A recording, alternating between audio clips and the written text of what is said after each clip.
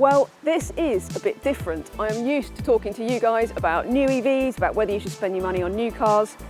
This is actually a car I own, and it's the first time I've ever done a video on a car that I own. This is a 1995 Mercedes 300 SL-24. While you're here, don't forget to like the video, subscribe to the CarGurus UK YouTube channel, and hit the little bell icon, and make sure that you turn on your notifications so that you don't miss any of our videos. Car geeks would know it as an R129. This particular version is the 300 SL-24 valve, which is an inline 6-cylinder engine. Would I have liked the V8 SL-500?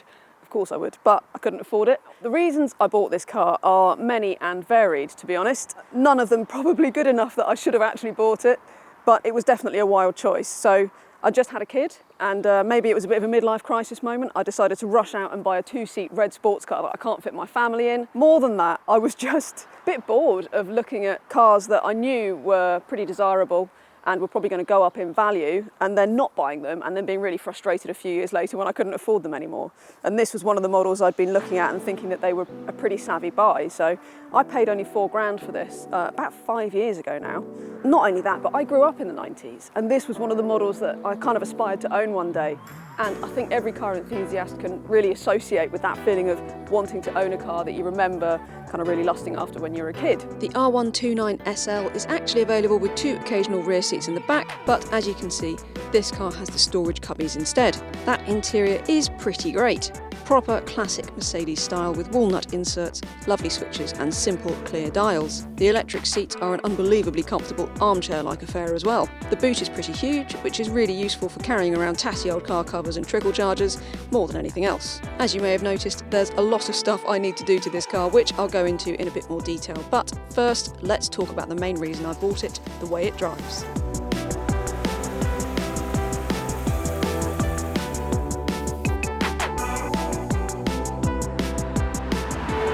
It's like some kind of land yacht, this thing. It's got a really lovely kind of loping stride to it that I really like about that sort of GT feel. It does just live up to the sort of sense of being a very expensive car. Obviously it's not that expensive to buy these days, but it was once a really, really high-end car. And that does show that whole reputation that Mercedes had for producing really over-engineered cars in this era. Well, it earned that reputation for a reason. And one of the things that makes it feel like a properly expensive car is the engine.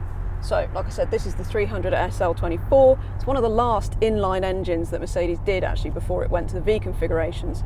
So this is the 3-litre. It's got a fantastic noise to it as well. Really lovely kind of rasping build of power. Love it. It makes a great noise. This is a 4-speed auto in this car. They did do an optional 5-speed, which I'd really like to try because I reckon it might be a bit better. This, as long as it's warmed up, is fine. It's a bit clunky when it's cold, but that's the thing I love about this car, is it has proven to be mechanically very solid. I think probably for a modern classic of this sort of vintage, you're going to struggle to find something else that's cheaper than this to just kind of keep ticking over. More than that, it just makes me feel good to be seen in it, to drive it, to look at it. It's just a really kind of feel-good car.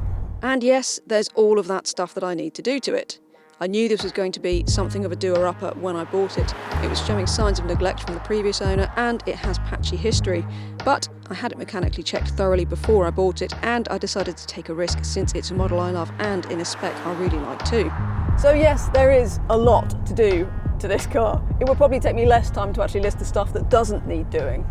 Headlining, literally hanging off the roof, that needs to be sorted. The roof is getting pretty creaky, so these things run on a hydraulic system for the roof and they perish and then they start to leak, and then you have to start buying new bits and it can be expensive. So check that out if you are thinking of buying one of these. These cars also have a viscous coupling clutch, which connects to the fan, and actually when the engine goes over a certain temperature, the fan actually comes out and starts the cooling, and that clutch can go. I've had to do that on this car. That's another thing to look out for, so check that the temperature's steady. Check that there's a roll bar that pops up if the car thinks it's going to have an accident. Check that that still works, or that you can electrically control, so that all works on this. Check that the Oddo works as well, because that's a classic problem with these cars. A lot of cars have it, and unfortunately I've had that problem with this car too, and I'm struggling to find somebody to fix it at the moment. Even so, while that might be a do-it-yourself job, this is still going to be fairly low maintenance by the standards of cars of this sort of era. You saw the outside of this car, right? So paint, lacquer, that all needs doing. Yeah, I mean, the list is pretty endless, and let's face it, it's always going to be there. There's always going to be something that needs doing. But by old car standards, this weathers the neglect that it sort of has to live with quite well. It's stored most of the time, it's used fairly rarely, but I always make sure it's turned over and moved quite routinely, serviced, all of that stuff. I do the absolute minimum, and it weathers that very nicely, and I think better than virtually anything else like it. So there you have it, a car that I probably shouldn't have bought, and that, despite the fact that prices are going up, I will most likely never make any money on. So for all the slightly troublesome list of stuff that's still to do on this car, and there will be stuff to do on it forevermore for sure, I just really love it, and I don't think I can bring myself to part with it for the amount of money I've got in it, and for the fact that it's actually pretty low on upkeep in terms of just keeping it going, especially for a car of this age. I just think it's one of the easiest modern classics to run, and yes, there are plenty of other cars from the 90s and other eras that I would still really like to own. But like I said, I'm emotionally invested in this car now, and I really like the idea of bringing it up to scratch, sort of gradually restoring it to the state that it deserves to be in. And if it looks this cool now, it is only going to look even cooler in years to come. Don't forget to like the video, subscribe to the CarGurus UK YouTube channel, and head to cargurus.co.uk for a whole host of fantastic used cars from top-rated dealers.